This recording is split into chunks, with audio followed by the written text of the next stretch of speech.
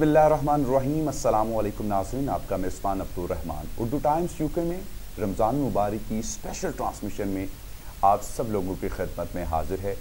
नाज़रीन, रमज़ान मुबारक का बाबरकत महीना अपनी रहमतें निछावर कर रहा है और हमेशा की तरह ये सिलसिला जारी व सारी है।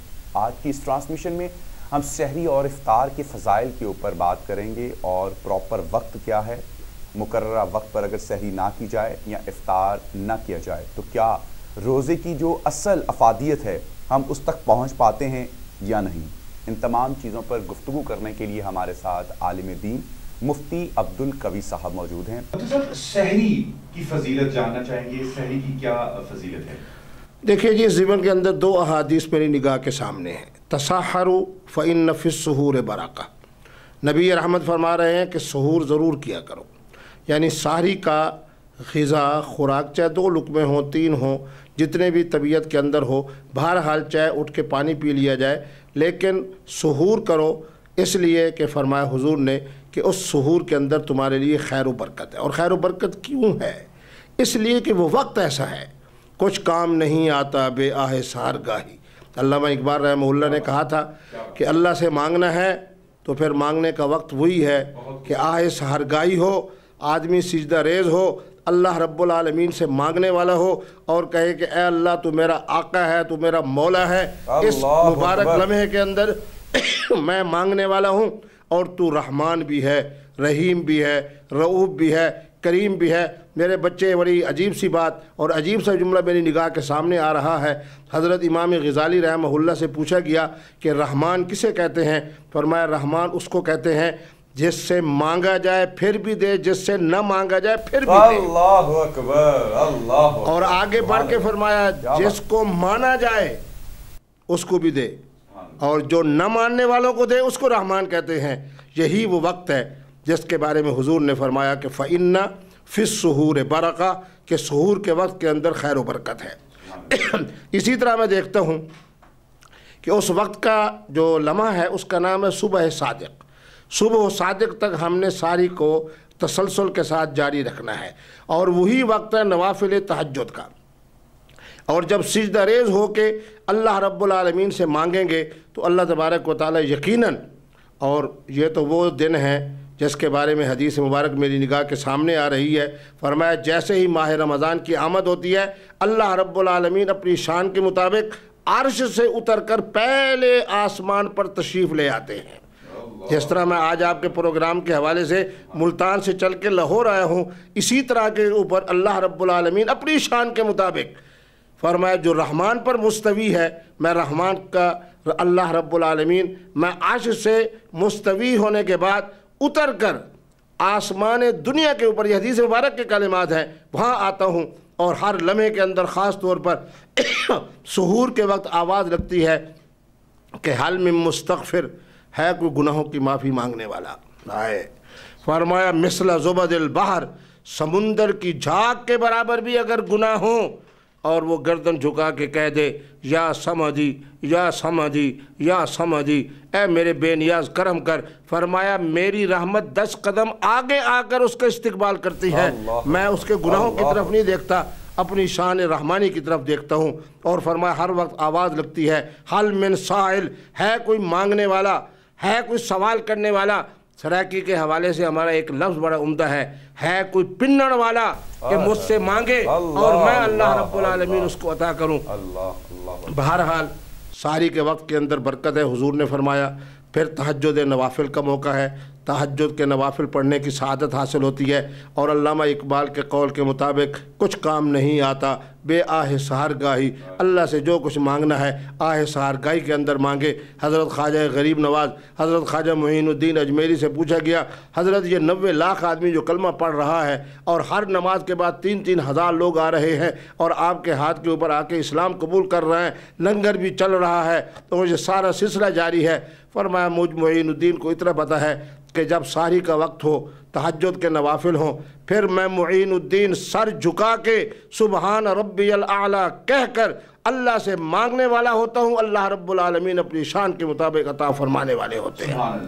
अच्छा मुफ्ती साहब, ये बताइएगा कि जिस वक्त फजर की अजान हो जाती है, कहा जाता है कि जब ऐलान हो जाए तो सहरी का वक्त खत्म हो जाता है, تو پھر اذان کے دوران کیا سحری کا وقت جاری رہتا ہے کہ اعلان تک سحری کا وقت ختم ہو جاتا ہے؟ بہت عمدہ سوال ہے، اور یہ میں سمجھتا ہوں کہ پوری دنیا میں رہنے والے جو ہمارے روزہ رکھنے والے افراد ہیں وہ اس معاملے میں ضرور ہم سے سوال کرتے ہیں۔ ہم جب نبی رحمت کے زمانے میں دیکھتے ہیں تو اس وقت 2 اذانیں ہوتی ہیں ماہ رمضان کے اندر۔ ایک اذان سیدنا بلال حبشی دیتے ہیں، سب آدمی کو معلوم ہے کہ مؤذن رسالت ان کا نام حضرت سیدنا بلال حبشی ہے۔ ایک اذان حضرت عبداللہ ابن مکتوم دیا کرتے تھے۔ عبداللہ ابن مکتوم کی اذان پہلے ہوتی تھی جو ہمیں یہ بتاتی تھی کہ اب صبح صادق ہو چکی ہے اور ساری کا وقت ختم ہو چکا ہے، اور سیدنا بلال کی جو اذان ہوتی تھی وہ ہمیں یہ بتاتی تھی کہ اب صبح کا وقت ہو گیا ہے، اب صبح کی اذان دی جا رہی ہے۔ یعنی صبح کی اذان دیتے تھے حضرت سیدنا بلال حبشی، اور اختتام سحر کے حوالے سے اذان دیتے تھے سیدنا عبداللہ ابن مکتوم۔ اس لیے ہمارے بزرگوں نے یہ فرمایا کہ صبح کی جو اذان دی جاتی ہے عمومی طور پر، یعنی جو ہم اذان دیتے ہیں صبح و صادق کے فوراً بعد، اگر اس کے اختتام تک اس کا معمول نہ بنایا جائے، ہاں کبھی موقع ایسا ملا کہ آدمی کی آنکھ ذرا دیر سے کھلی، یا یہ ہو گیا کہ نوافل تہجد میں مصروف رہے، یا کچھ گھڑی کے اوقات کے حوالے سے پتہ نہیں چل سکا، تعین نہیں ہو سکا، تو صبح کی اذان کے اختتام تک اگر کھا لیا جائے اور پی لیا جائے تو اللہ تبارک و تعالیٰ اس کے اندر وسعت فرمائیں گے اور اس خوش نصیب کا روزہ قبول فرما لیں گے۔ لیکن جو صحیح معنی میں وقت کا جو تعین ہے وہ صبح و صادق کے خاتمے پر ہے، یعنی اذان سے بھی ہم 2 منٹ پہلے کھانا پینا بند کر دیں، پھر اس کے بعد جناب صبح و صادق ہوگی، اس کے بعد پھر صبح کی اذان ہوگی۔ اس لیے احتیاط کا تقاضا یہ ہے کہ ہمیں جو میقات الصیام دیا جاتا ہے یہ بالکل صحیح جو فلکیات کے ماہرین ہیں انہوں نے اس کو تیار کیا ہوتا ہے، اس لیے ہم کھانا پینا اختتام سحر کا جو وقت ہے میقات الصیام میں اس کو دیکھ کر، یا ٹیلی ویژن کے اوپر جناب جس طرح کا وقت دیا جاتا ہے، یہ بالکل وہ اوقات ہے جو صبح صادق کا وہ لمحہ بتاتے ہیں، وقت بتاتے ہیں۔ اس لیے ہماری عادت یہ ہونی چاہیے کہ ہم اختتام سحر پر کھانا پینا بند کر دیں، اس کے بعد اذان ہو اور اذان سے پہلے ہی ہم کھانا پینا بند کر دیں، اور اس کے بعد ہاں اگر کبھی ایسا وقت ہو جائے جس کو ہم کہتے ہیں، ایک شریعت کے اندر ہوتی ہے رخصت، ایک شریعت کے اندر ہے عزیمت۔ عزیمت تو یہی ہے، یعنی ہمارا معمول تو یہی ہونا چاہیے کہ ہم کھانا پینا رکھیں کب تک؟ اختتام سحر تک، اور اس کے بعد اگر خدا نخواستہ کبھی کوئی موقع ایسا ہو جائے تو اس وقت کھا پی لیا جائے جس وقت اذان ہو رہی ہو، تو اللہ تبارک و تعالیٰ روزہ قبول فرما لے گا۔ اچھا مفتی صاحب یہ بھی بتائیے گا کہ جو اسلامی ممالک ہیں ان میں سحر کا وقت جو ہے وہ ہم اعلان بھی ہوتا ہے، اور اس کے بعد آپ نے بتایا کہ جو ہماری عزیمت ہے وہ اعلان کے تک ہی ہو جانی چاہیے، اذان تک نہ جائے۔ لیکن یہی سلسلہ اگر ہم دنیا کے دوسرے ممالک میں دیکھیں جو اسلامی ممالک نہیں ہیں، وہاں لوگ وقت دیکھ کر روزہ کھول دیتے ہیں اور روزہ رکھ لیتے ہیں، تو پھر اسلامی ممالک میں ہم اذان کا انتظار کیوں کرتے ہیں؟ یہاں بھی ہم وقت کے مطابق ہی یہ کیوں کرتے ہیں؟ دیکھیں نا جی، میں نے کہا نا کہ جہاں اذان ہے یا جہاں اذان نہیں ہے، یورپ کے ممالک میں نے بہت دفعہ ماہ رمضان جو ہے وہ یورپ کے ماحول میں رکھا، وہاں اذان نہیں ہوتی، چونکہ اس لیے کہ جناب اگر ہوتی ہے گلاسکو کے اندر جو ہے وہ صبح کی اذان کی اجازت ہے، باقی جناب علاقوں کے اندر نہیں ہے، اور ہمارا جو پاکستان ہے یہ تو خوش نصیب ہے۔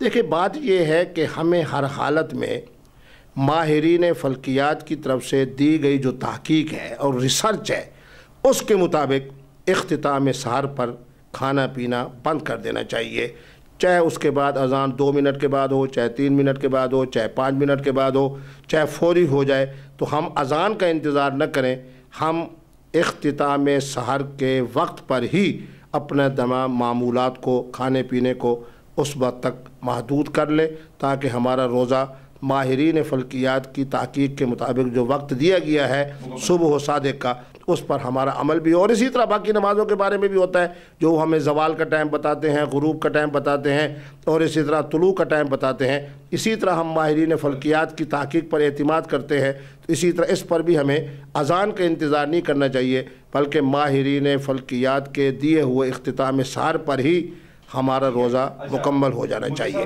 مزید رہنمائی فرمائیے، بڑا ہی ایک اہم سوال ہے کہ اکثر اوقات سحر کے اوقات میں مسلمان جو ہیں وہ اپنے شرعی اور چیزوں کو نبھاتے ہوئے ہم بستری بھی کرتے ہیں اور اس حالت میں وہ ناپاک ہوتے ہیں، تو کیا ناپاکی کی حالت میں سحری کی جا سکتی ہے؟ اور کیونکہ بعض اوقات ایسا ہوتا ہے کہ بالکل سحری کے وقت کے قریب ہی اٹھا جاتا ہے اور یہ خیال ہوتا ہے، یہ خدشہ ہوتا ہے کہیں سحری چھوٹ نہ جائے اور روزہ نہ رکھا جا سکے، تو کیا پھر اس ایسی ایمرجنسی میں بھی اگر ناپاکی ہو تو روزہ سحری ہو جاتی ہے؟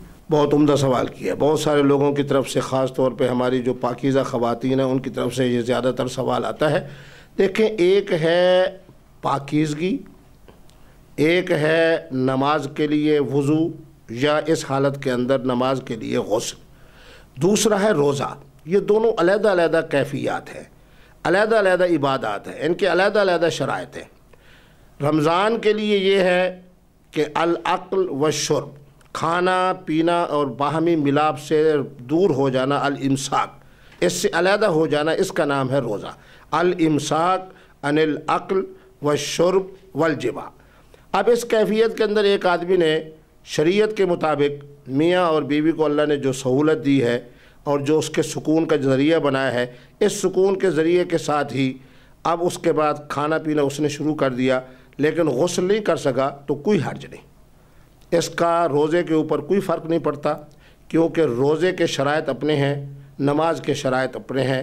ہاں، کھا پی لیا، اس کے بعد اذان ہو گئی، اس کے بعد صبح کی نماز سے پہلے اس نے غسل کر لیا تو اس کی نماز بھی درست ہو گئی، اس کا روزہ بھی درست ہو گیا.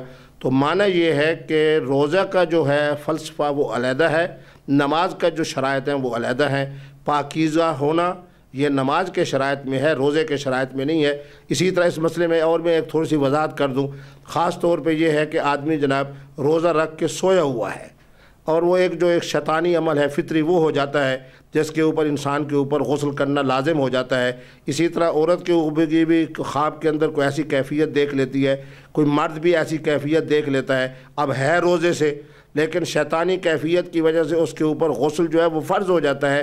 تو اس پر بھی روزے کے اوپر کوئی فرق نہیں پڑتا، کیونکہ پاک ہونا، غسل سے ہونا، باوضو ہونا یہ نماز کے شرائط میں سے ہے، اس کا روزے سے کوئی تعلق نہیں. روزے کے دوران اگر اس طرح کی کیفیت ہو جائے اور آدمی سکون سے غسل کر لے تو روزہ بالکل درست ہے، روزے کے اندر کسی طرح کی کوئی کمی نہیں.